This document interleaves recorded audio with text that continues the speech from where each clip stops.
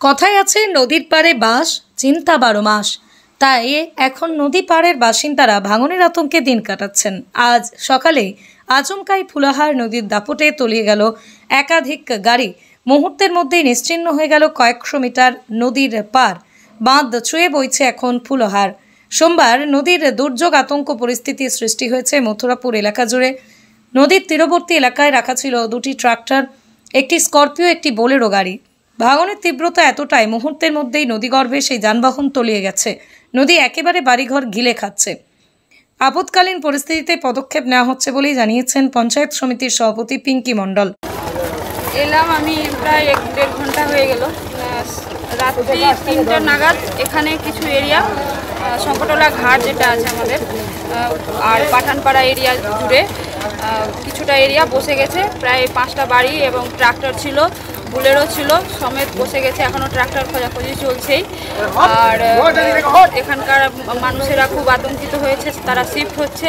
এখান থেকে সরে গিয়ে আমাদের স্কুল আছে, আমাদের হেলথ ফ্লাড শেল্টার করে ওখানে রাখা হবে, সেটা ব্যবস্থার দিকে দেখছি আমরা সমস্ত রকমের আলোচনা চালিয়ে যাচ্ছি। ডিএম স্যার থেকে শুরু করে এসডিও স্যার থেকে শুরু করে বিডিও সাহেব, আমাদের এমএলএ, আমরা সবার সঙ্গে যোগাযোগ করে কি করলে ভালো হয় মানুষের পাশে আমরা দাঁড়িয়েছি।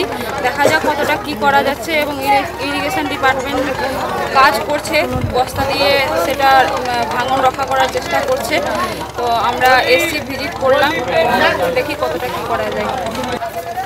প্রশাসনের অভাব বলতে এখানে আমি 2 দিন আগেও এসেছি এবং দেখে গেছি। কেউ বুঝতে পারেনি যে এটা আচমকা হয়ে যাবে। আচমকাই এটা রাত 3টে নাগাদ বসে যায়। তো আমরা ভাবতে পারিনি যে এটা হবে। তো বন্যা, প্রাকৃতিক বিপর্যয় আমরা সবাই জানি, এটা হয়ে গেছে যখন আমরা তো এটাতে কিছু বলতে পারবো না। তো দেখা যাক প্রশাসনে আমরা। আর পাশে পিএইচই আছে, পিএইচই একটা কাজ চলছে, ওখানে আমি নিজে গিয়ে দাঁড়িয়ে দেখলাম যে কি সিচুয়েশন। ওই কাজ নিয়ে তো পিএইচির কাজ নিয়ে একটা অভিযোগ তুলছে এলাকাবাসী যে ওই কাজে নাকি জল এরকম পরিস্থিতি সৃষ্টি হতে পারে। আমার তো জানা নেই ভিতরে কি অবস্থা বা সিচুয়েশন তৈরি হচ্ছে, সেটা ওনারাই ডিপার্টমেন্টরাই বলতে পারবে যে কি অসুবিধা। তদন্ত করে দেখবে, আমাদের প্রশাসনকে আমরা বলবো যাতে যেটা ভালো হয় সেটা করার। এখন পর্যন্ত ত্রাণ পায়নি, সব ব্যবস্থা হয়েছে। ব্লক থেকে আমাদের আধিকারিকগণ এসছেন, ওরা দেখে নিয়েছে সমস্তটা, কার কি লাগবে, কিভাবে ফ্লাড সেন্টারে নিয়ে যাওয়া হবে, সমস্তটাই দেখছে। কি রে তোদের হলো?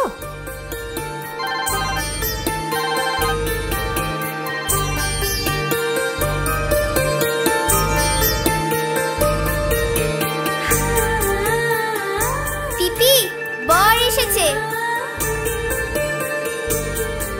পড়ে যাবি তো। আমার বিয়ে, আমার বেনারসি,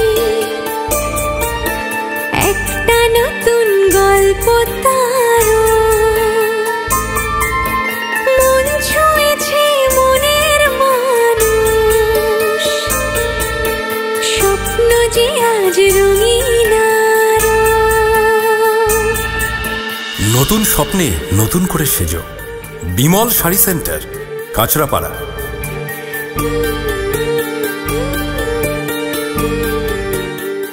ট্রেডিশনাল হোক বা ট্রেন্ডি নারী, পুজো মানে প্রিয় গোপাল বিষয়ী।